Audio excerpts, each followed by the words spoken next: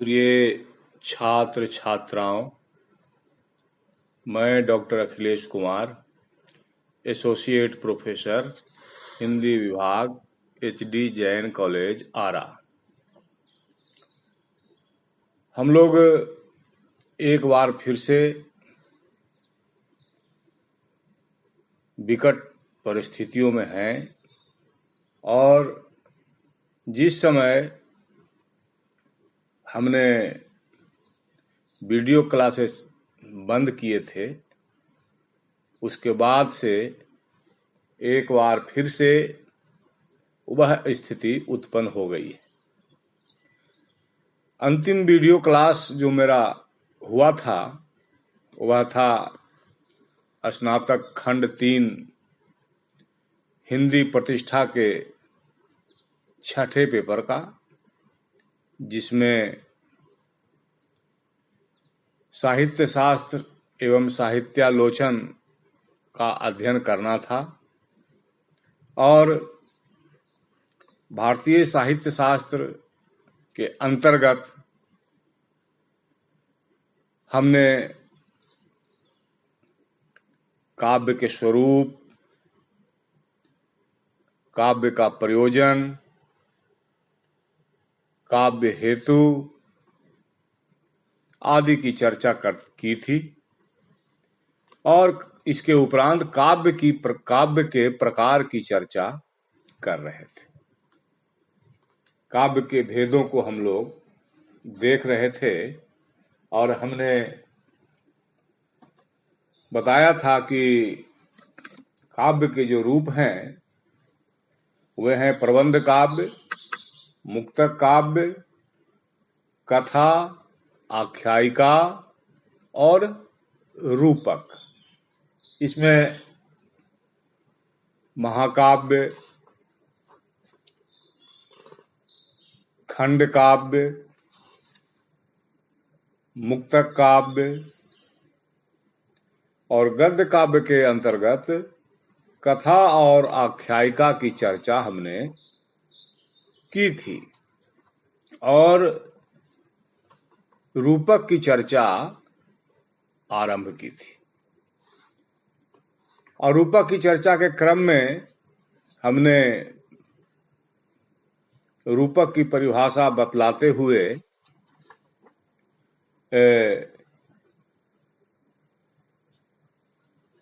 तथा रूपक के भेदों की चर्चा करते हुए हमने रूपक के तत्व के संबंध में यह बतलाया था कि रूपक अर्थात नाटक के 3 प्रमुख तत्व हैं: कथावस्तु, नेता और रस। हमने कथावस्तु की चर्चा की थी, जिसका वीडियो उपलब्ध है। तो अब हम कथावस्तु के उपरांत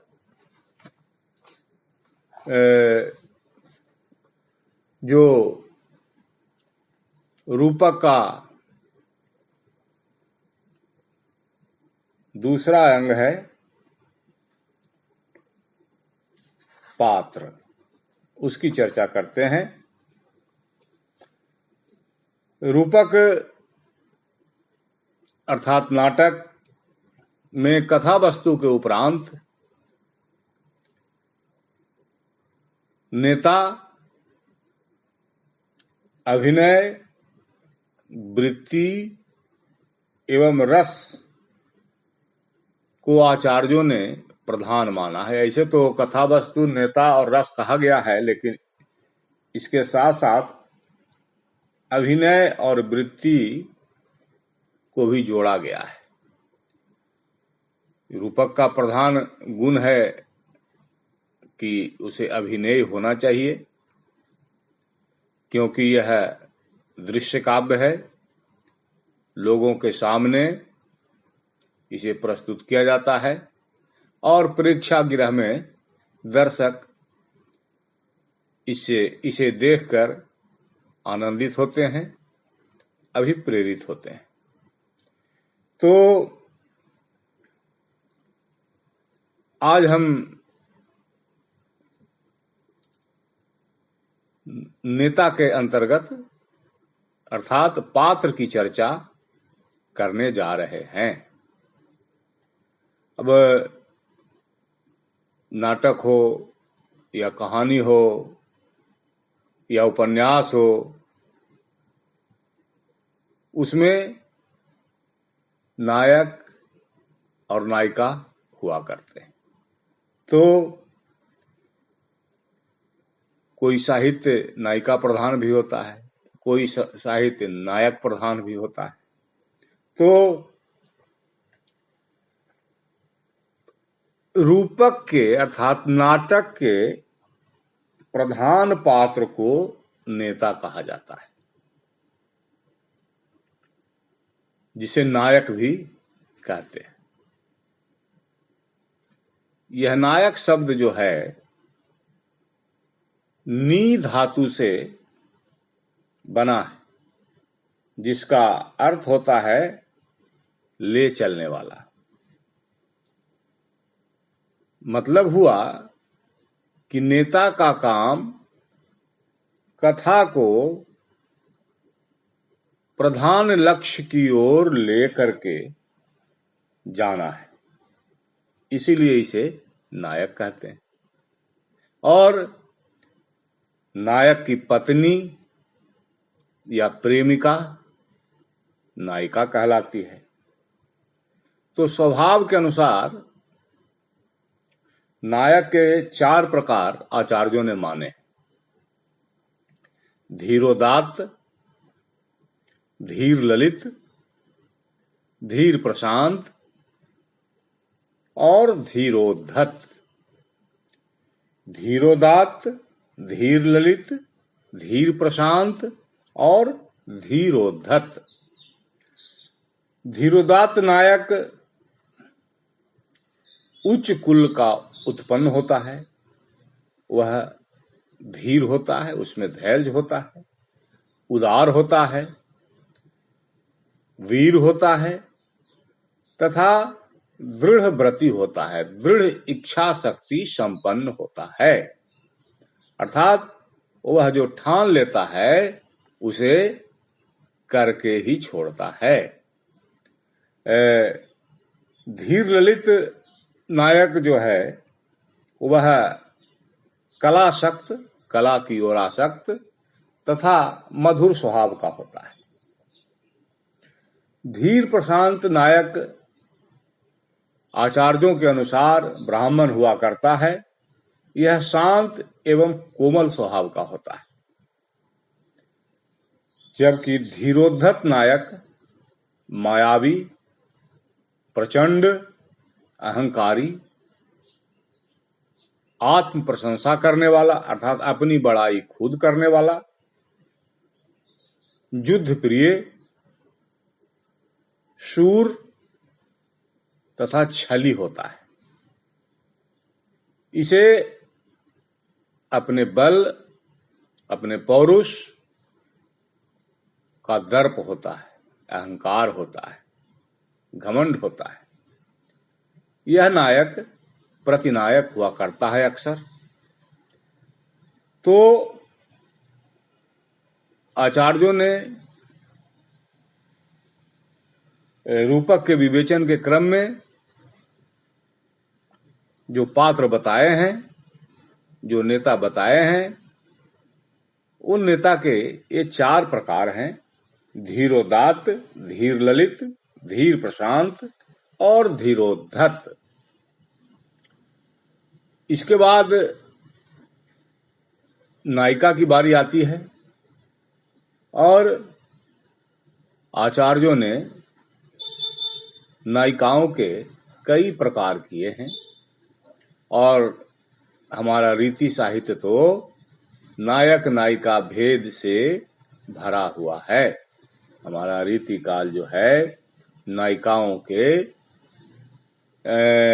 वर्णन से, विभिन्न प्रकार की नायिकाओं के वर्णन से रीति साहित्य भरा पड़ा है। लक्षण और उदाहरण रूप में जो कविता हुई है उसमें नायिकाओं के ऊपर काफी स्याही खर्च की गई है। हम देखें नायिकाओं के भेद। नायिका कहेंगे किसको? तो नायक तो रूपक या नाटक का सबसे प्रमुख पात्र होता है जो कथा को लक्ष्य की ओर ले जाता है, और उसी प्रकार से नायिका हुआ करती है जो नायक से जुड़ी रहती है, उसका सहयोग भी करती है या नायक के लिए परेशानी भी पैदा करती है। नायिका के कारण नायक को परेशानियों का भी सामना करना पड़ता है। आचार्यों ने यह बतलाया है कि जिस सुंदरी को देखने से मन में रस भाव या प्रेमिल भाव उत्पन्न हो उसे नायिका कहते हैं।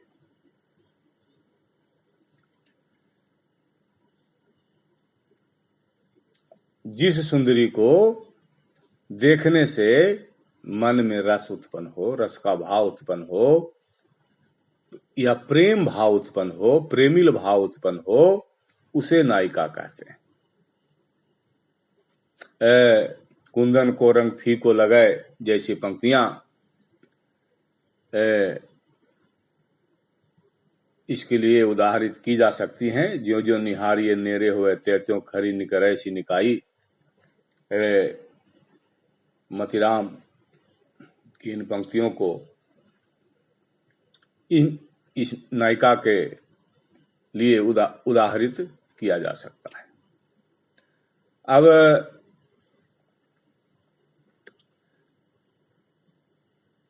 देव कवि नायिका को अष्टांगवती मानते हैं। कहते हैं कि नायिकाएं अष्टांगवती हुआ करती हैं, अर्थात नायिका के 8 अंग माने गए और जिसके 8 अंग परिपूर्ण होते हैं वह अष्टांगवती कहलाती है।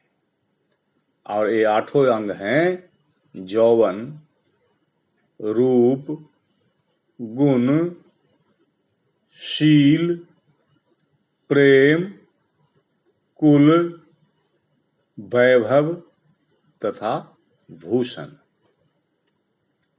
तो ये 8 अंग यौवन, रूप, गुण, शील, प्रेम, कुल, वैभव और भूषण, ये 8 अंग जहां प्रत्यक्ष दिखाई दें वह नायिका अष्टांगवती कहलाती है।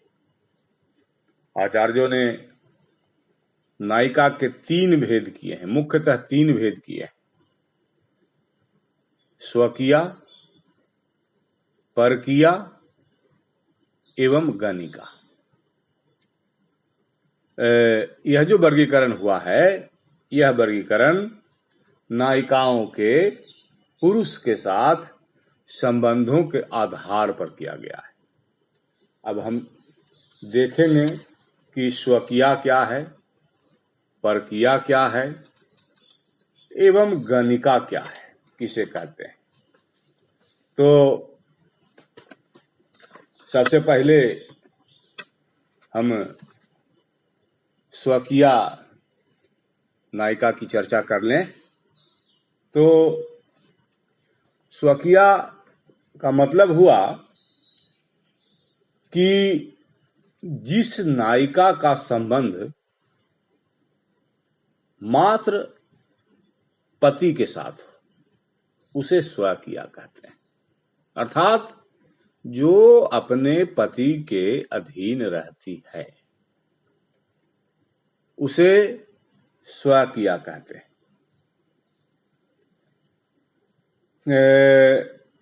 वह मन, वचन और कर्म से पति से ही अनुराग करती है। जो स्त्री विवाहिता होकर भी पर पुरुष के साथ अनुरक्त होती है उसे स्वकीया नहीं कहा जा सकता है। अब परकीया, तो परकीया उसे कहते हैं जो छिप छिप कर अन्य पुरुष से प्रेम व्यापार करे।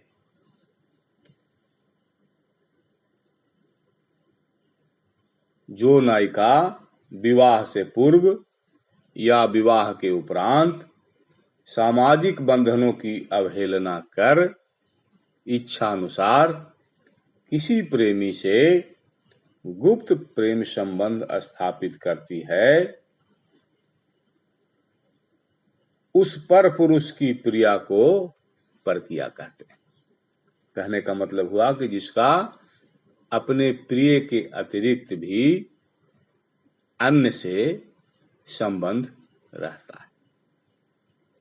और तीसरी श्रेणी है गणिका की। इसे सामान्या भी कहते हैं। और जो वेश्याएं हुआ करती हैं उन्हें गणिका की श्रेणी में रखा जाता है, जो केवल धन के लिए प्रेम करती हैं। धन के अतिरिक्त जिसके लिए अपने व्यक्तित्व का, अपने चरित्र का कोई महत्व नहीं होता है। इस श्रेणी की नायिकाओं का अनेक पुरुषों के साथ संबंध होता है।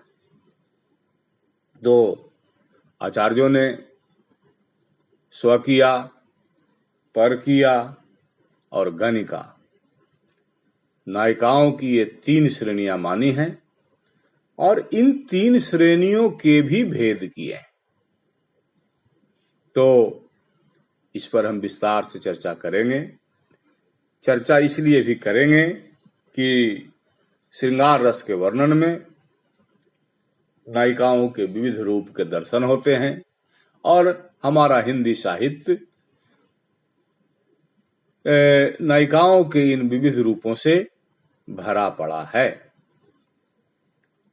तो स्वकीया के अंतर्गत स्वकीया, परकीया और जो गणिका हुई या सामान्या हुई, इनमें से स्वकीया के अंतर्गत स्वकीया के 3 भेद किए गए: मुग्धा, मध्या और प्रौढ़ा। यह वर्गीकरण जो है नायिकाओं की अवस्था के अनुसार किया गया है। मुग्धा, मध्या और प्रौढ़ा। तो बारी बारी से हम इसको देखते हैं। सबसे पहले मुग्धा नायिका। तो मुग्धा नायिका वह है जिस नायिका के शरीर में नवजौवन की झलक हो, अर्थात जिसके अंदर युवावस्था का प्रवेश हो रहा हो, वयः संधि की अवस्था से जो है युवावस्था की ओर प्रवेश कर रही हो, तो उसे मुग्धा कहते हैं। यह अवस्था वयः संधि की ही अवस्था होती है जिसमें बाल्यावस्था से यौवनावस्था में पदार्पण करने के लिए नायिका के शरीर में आंगिक परिवर्तन होने शुरू हो जाते हैं। इस वय में प्रथम कामेच्छा का उदय होता है, किंतु मुग्धा नायिकाएं रति क्रीड़ा से भय खाती, डरती है और उनका क्रोध भी मृदु होता है। बहुत अधिक गुस्सा भी हुए वह नहीं कर पाती है। इस प्रकार की नायिका को, अर्थात मुग्धा नायिका को सहज ही प्रसन्न किया जा सकता है, सहज ही मनाया जा सकता है। अब आचार्यों ने इस मुग्धा के भी दो भेद किए हैं, ज्ञात यौवना एवं अज्ञात यौवना।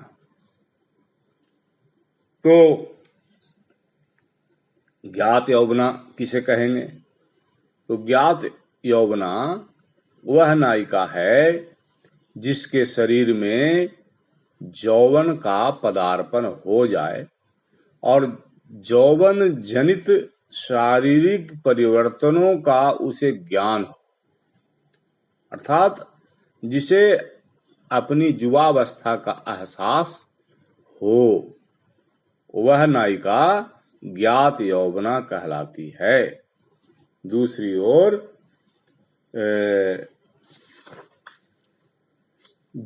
जिस नायिका के शरीर में युवावस्था का आगमन हो गया है परंतु उसे उसका ज्ञान न हो, उसे उसका एहसास न हो, वह अज्ञात यौवना कहलाती है। इस प्रकार की नायिका जो है यौवन जनित शारीरिक परिवर्तनों से अज्ञात रहती है।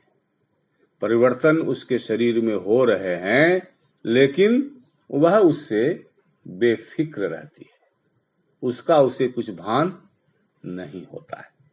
तो इसे कहते हैं अज्ञात यौवना। तो मुग्धा के अंतर्गत जो है ज्ञात यौवना और अज्ञात यौवना, ये दो भेद हुए। और आचार्य विश्वनाथ ने साहित्य दर्पण में मुग्धा के 5 अन्य भेदों का भी कथन किया है, जिसमें उन्होंने बताया प्रथम अवतीर्ण यौवना, प्रथम अवतीर्ण मदन विकारा, रतिबामा, मान मृदु, समधिक लज्जावती। तो प्रथम अवतीर्ण यौवना का मतलब हुआ कि जिसमें नवीन यौवन की छटा जो है पहले पहल विकसित हुई है। प्रथम अवतीर्ण मदन विकारा, इसका अभिप्राय यह हुआ कि जिसमें काम कलाओं के विलास सर्वप्रथम आविर्भूत हुए हों, सर्वप्रथम दिखाई दिए हों। रतिबामा, ऐसी नायिका जो रति में झिझके और संकोच करे। मान मृदु, अर्थात मृदु मतलब छोटा, जिस नायिका का मान देर तक टिक न सके। नायिकाएं मान क्या करती हैं? रूठती हैं, मचलती हैं। तो जिस नायिका का मान देर तक टिक न सके वे मान मृदु होती हैं। समधिक लज्जावती, ऐसी नायिका जिसमें लज्जा अत्यधिक हो, उसे समधिक लज्जावती कहा जाता है। अब मुग्धा नायिका के 2 अन्य भेदों की और भी चर्चा है। नबोढ़ा और विश्रब्ध नबोढ़ा के रूप में। इन दोनों भेदों में यह विवाहिता नायिका के लिए है और इन दोनों भेदों में पति की उपस्थिति विद्यमान रहती है। पति की उपस्थिति जन्य प्रतिक्रिया के आधार पर ही इन्हें नबोढ़ा और विश्रब्ध नबोढ़ा की संज्ञा दी गई है। तो नबोढ़ा उसको कहेंगे जो नायिका डर के कारण अत्यंत लज्जा से रति की चाह नहीं करती, उसे नबोढ़ा कहते हैं। और विश्रब्ध नबोढ़ा के अंतर्गत जो मुग्धा नायिका या जो नवपरिणीता जिसका तुरंत ब्याह हुआ हो, अपने हृदय में पति का विश्वास करने लगे, उसे विश्रब्ध नवोढ़ा कहते हैं। इसमें भय की मात्रा कम होती है, वह विश्वास के साथ नायक से मिलने को उद्धत होने लगती है। अर्थात नवोढ़ा और विश्रब्ध नवोढ़ा में यह अंतर हुआ कि एक में लज्जा की मात्रा अधिक होती है और भय की मात्रा भी अधिक होती है, जिसके चलते वह रति की चाह नहीं करती।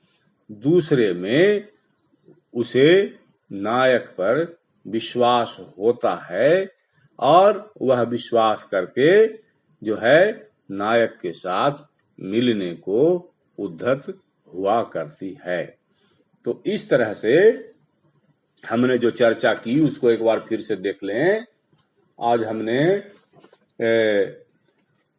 पात्र की चर्चा की, कथा वस्तु की चर्चा पूर्व में ही की जा चुकी थी, जिसका वीडियो YouTube पर उपलब्ध है। आज हमने पात्र की चर्चा की और पात्र के अंतर्गत पुरुष पात्र और नारी पात्र की चर्चा कर रहे हैं। और पात्र को ही नेता कहते हैं और एक रूपक में या नाटक में एक से अधिक पात्र होते हैं, लेकिन जो पात्र सबसे प्रमुख होता है, जो पात्र कथा को अपने लक्ष्य तक ले जाता है, कथा के निष्कर्ष की ओर ले जाता है, वह नेता कहलाता है। उसी तरह से उस नेता की जो प्रेयसी होती है या पत्नी होती है, वह नायिका कहलाती है। नायक के अंतर्गत हमने 4 प्रकार के नायक की चर्चा की: धीरोदात्त, धीर ललित, धीर प्रशांत और धीरोद्धत। नायिका के अंतर्गत हमने नायिका के 3 भेद बताए: स्वकीया, परकीया एवं गणिका। और स्वकीया नायिका के अंतर्गत हमने जो चर्चा की उसमें यह बतलाया कि स्वकीया के अंतर्गत नायिकाएं 3 तरह की होती हैं: मुग्धा, मध्या और प्रौढ़ा। इसके अंतर्गत हमने मुग्धा नायिका की चर्चा की और मुग्धा नायिका के अंतर्गत भी हमने यह बतलाया कि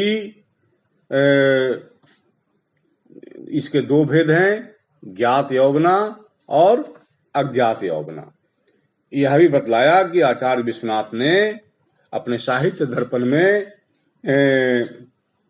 अन्य 5 भेदों की भी चर्चा की है, तथा यह भी बतलाया कि मुग्धा नायिका के अन्य 2 भेद भी हैं: नवोढ़ा और विश्रब्ध नवोढ़ा। ये नवोढ़ा और विश्रब्ध नवोढ़ा जो हैं विवाहित नायिकाएं हुआ करती हैं, जिनका तुरंत विवाह हुआ हो और जिनके अंदर लज्जा और डर एक में अधिक होता है और दूसरे में न्यून होता है। तो हमने आज यहीं तक चर्चा की। स्वकीया नायिका के अंतर्गत जो मुग्धा, मध्य और प्रौढ़ा नायिकाएं हैं, उनमें मुग्धा नायिका के जो भेद हैं उसकी चर्चा की। आगे के क्लास में हम इस चर्चा को जारी रखेंगे और इस चर्चा को आगे बढ़ाते हुए मुग्धा नायिका के उपरांत मध्या और प्रौढ़ा की चर्चा करते हुए आगे बढ़ेंगे। तो लंबे अंतराल के बाद आज के इस वीडियो क्लास, जो कि स्नातक खंड 3 प्रतिष्ठा के लिए भारतीय काव्य शास्त्र, भारतीय साहित्य शास्त्र या भारतीय काव्य शास्त्र के अंतर्गत हमें जो काव्य के प्रकार पढ़ना है, उसके अंतर्गत हमने रूपक की चर्चा के क्रम में वस्तु, नेता और रस की स्थिति को बतलाते हुए नेता के अंतर्गत नायक और नायिका की चर्चा की है और नायिका की चर्चा आज के क्लास में अधूरी रही है। यह चर्चा जारी रहेगी आगे के क्लास में। तो आज के लिए इतना ही। धन्यवाद।